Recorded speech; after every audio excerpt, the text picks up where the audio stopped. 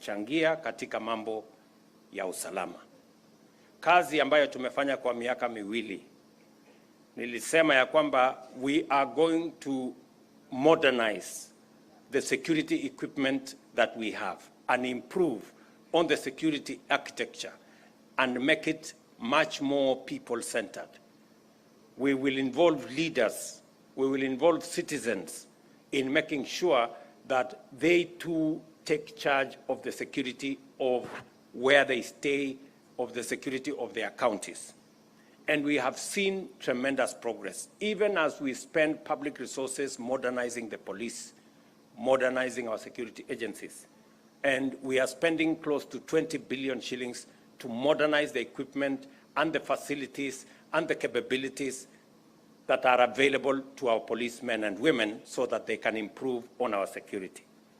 But we must also realize that this security is also a matter for each and every one of us.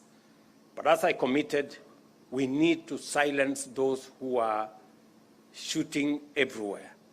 And I am very happy that the last 2 years we have reduced on conflict, we have reduced on cattle rustling, we have reduced on insecurity generally, but there is still a lot of work to be done. And I need the support, the collaboration, the partnership of all leaders, together with the security agencies, so that we can take charge of the security of our country.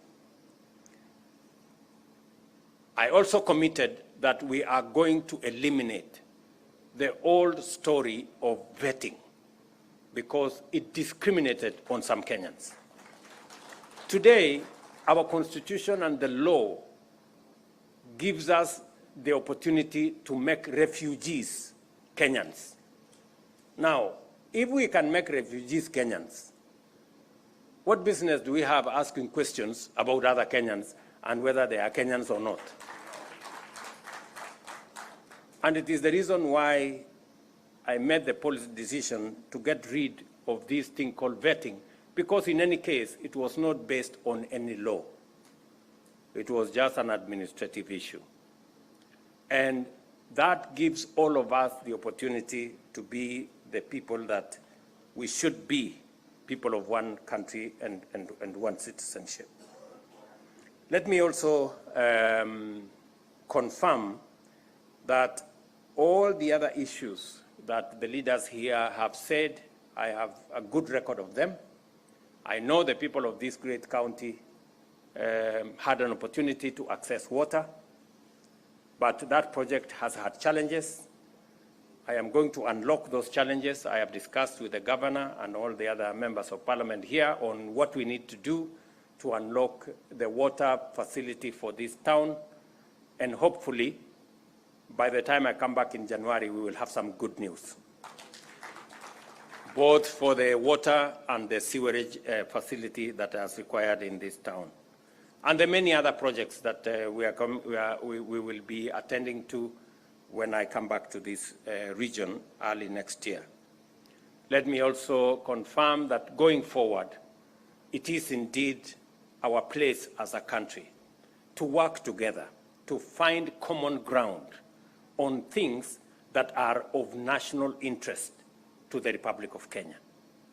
It is the reason why I am working with the former Prime Minister. It is the reason why I have reached out to the former president. It is the reason why I will reach out to all other leaders so that we can fashion a country that all of us believe in, a country that we can all have a stake in and participate in its full, in realizing our full potential as a country. We must continuously build bridges instead of erecting barriers. We must always find it to create more synergy as we move forward. And I appreciate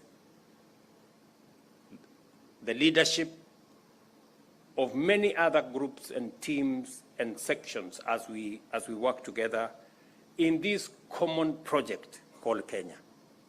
It is not an individual program, it's not a personal project, it is a collective effort.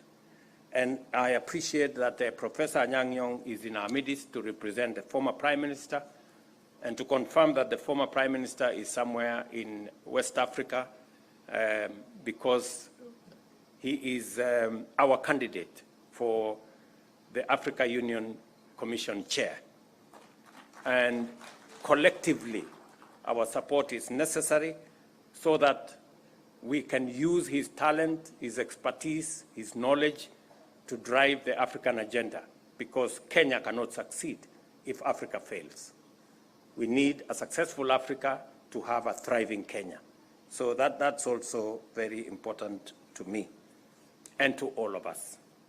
On all the other projects, including what Governor Abdullahi has said, what Aden Duale has said, on projects that will inform the progress of our country, we must continuously work together, persuade one another. Even when there are misunderstandings here and there, we must continuously inform, we must continuously engage so that everybody can come on board as we implement these transformative projects, whether it is our savings culture, whether it is our education infrastructure and system, whether it is our health programs, or whether it is our infrastructure programs coming from housing to water to roads.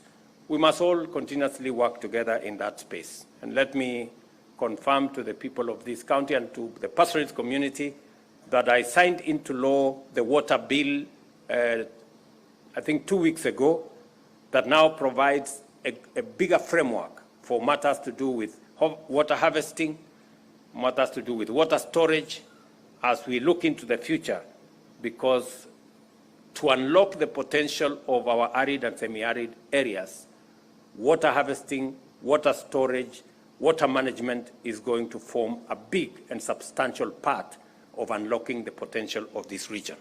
And that is why it is important for us to have a new policy framework and a legal regime that is going to support the process of our water management. Let me also confirm to you that as we hire more teachers, and this December, we are going to hire another 20,000 teachers, because education is important. And I want to tell the pastoralist communities, education is still a big challenge in this region. And leaders, pastoralist leaders to be specific, must mind about the education of the children of pastoralists as we do for the children of Kenya. I did say before, I will repeat again, that it is time that pastoralists take up teaching as a profession. Many pastoralists do not think a lot about, they like education, but they don't know that education comes with teachers. So there is no education without teachers. So if you don't have great consideration for teaching, then it undermines your belief in education. You cannot continue to depend on teachers that come from other places, because you all know the consequences that befall those who depend on teachers coming from far away. Whenever there is a small crisis, they find an excuse to seek a transfer, and you end up with classrooms that do not have teachers. I'm very happy with what counties have done. They have done more to sponsor